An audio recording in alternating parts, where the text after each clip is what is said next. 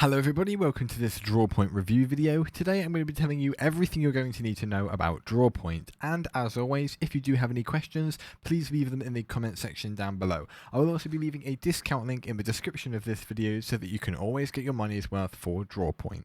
So Drawpoint is a website that allows you to create interactive maps and image experiences for your own website. So here we are on our homepage where we essentially have our options at the top for dashboard, maps, images, and then analytics. And then we have our main dashboard. So we have the option to create a new interactive map, a new interactive images. We also have the upgrade for analytics option. And then on the right, we have contact support and manage your account. So without further ado, we're going to go ahead and hit new interactive map, and we're going to go ahead and click this. Now, the map name is where we can just put map 1 and then hit the create button, and this is where it will create our first one. So when it's loading and when it's loaded, I'll be back in a moment. So here it is, and on the left we have general features and style, and then down the left we have the name of the map, the starting location of the map, whether pan is enabled, zoom is enabled, rotation is enabled, the minimum and the maximum zoom allowed. Under features we have the options for markers, shapes and lines, and then under style we can select marker styles and marker colors along with the shape colors and shape styles, and then the lines as well. So if we go back to general, we're going to simply mess around with a few of these. So obviously public allows you to see whether the map is allowed for everyone to see or just people that you selected. The map starting location is you can either focus on a marker, a shape, or a line that you can import with these options here, and you can obviously, if all features are visible, it will simply have it all zoomed out and you can see everything. You can enable pan, so whether you can click and move around, zoom, obviously zooming in and out, and then rotation, you can either right click and drag by 2-finger rotate, so as you can see doing that on PC, or you can get 2 fingers and twist it if you are on mobile. And then the minimum zoom that you're allowed, as you can see, whether you want the minimum zoom that's allowed and then the maximum zoom that you want as well, so people can't zoom in a lot or people can zoom in almost to like a meter squared. It's completely up to you. Under features, this shows you basically where all of your markers, shapes and lines are and what you've got, and we'll get around to importing them in a minute, and we've already been over the style page. So if I hit markers, we're able to hit a new marker from address and a new marker on the map. So this is where you would simply put a typed address and it would pin a marker down, but I'm going to go ahead and click on a map for the new marker. So we're going to go for, let's go for Madrid. I'm just going to do right in the heart of Madrid, and this is where you can add your new marker. So we're going to call this Madrid, and the subtitle Spain's capital city. And then you can select the type of marker, whether you want it to be a pointed marker, a round marker, or a default. We're going to keep it as default, but you can also upload your custom one. And then you can select the size, whether you want it to be small, regular, or large, and then a pop-up that will appear when the marker is clicked, illustrating a little bit of information. So you can either have simple, compact, or a sidebar. This is if you wanted it to, list something about, say, Madrid, which we're on. You can either have it on a click of the marker or a hover, and then you can, have simple, compact, which is more information with an image and a call to action button, or sidebar, which is even more informative than that, and you can simply hit add, and when you're done, there it will be. And when you click on that, Madrid, Spain's capital city. Under shapes, if we go on to the next area, we're going to zoom out and we're going to go to shapes. Now, what this allows you to do is create certain regions that people want to maybe focus on. So we're going to go over to Canada and go to Ottawa.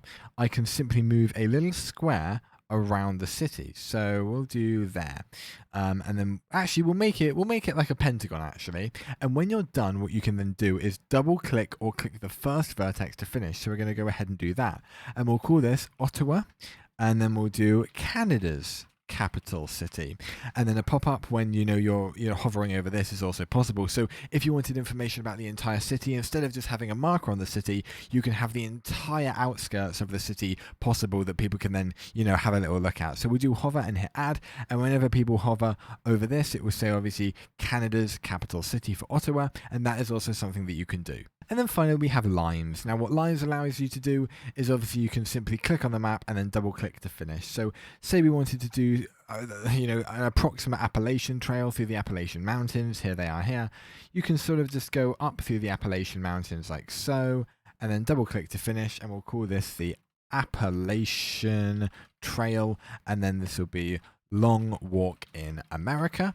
And then obviously we don't want to add a pop-up this time, but then you have the Appalachian Trail. So you can basically have a little look at a map, and you can label certain features on the map that may come in, handy for things that your website is related to or things that your company is related to. It's up to you. As you can see, we've got 3 out of 50 rather features that we're allowed to use, which is an excellent amount. And then you're able to basically add as many up to this amount that you want. It doesn't really matter. You're not limited to how many in each thing. You're only limited to 50 features overall, which is really nice. Gives you a lot of freedom in terms of the maps as well. And then if we go to the style, of course, we can change the color of these lines and, of these shapes that we've created. So if I go for shape styles, we can do the opacity, whether it's completely visible or not at all.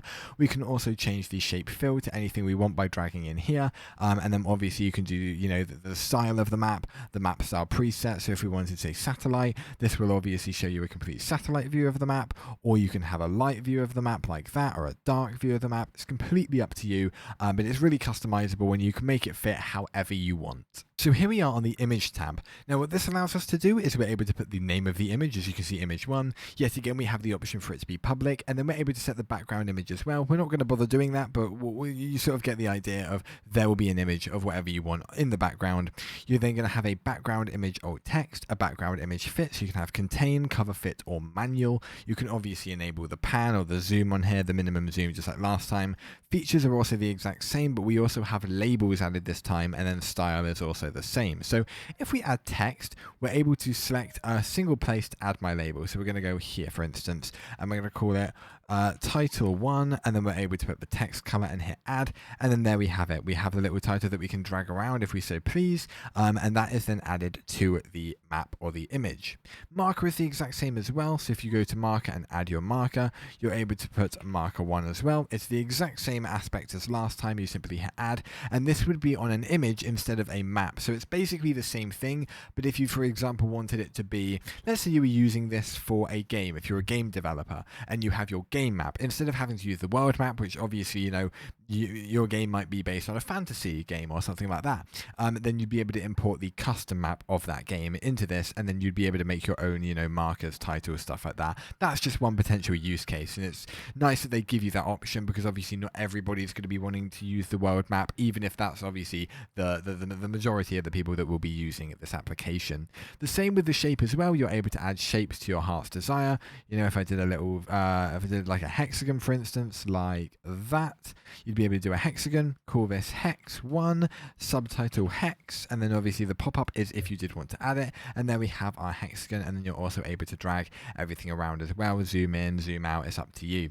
But overall, it's very similar to what we had with the map, and when you're done, you can hit save and preview, or just save, and when you've done that, you can go back to your dashboard, and there it will be under maps or images. You're only allowed one, as you can see. You've created 1 out of 1 maps and images, but when you've got it, you obviously have that, and you're able to use it however you please. The website also offers a nice ability to go into your account. It has support and log out, and it also offers the lovely little support chat that you're able to view when people were last active. How can we help you with this, with the software? And then you have the contact and the blog options at the bottom right as well. But that is about it for Drawpoint. So what do I think about Drawpoint? And in all honesty, I think that it's really good.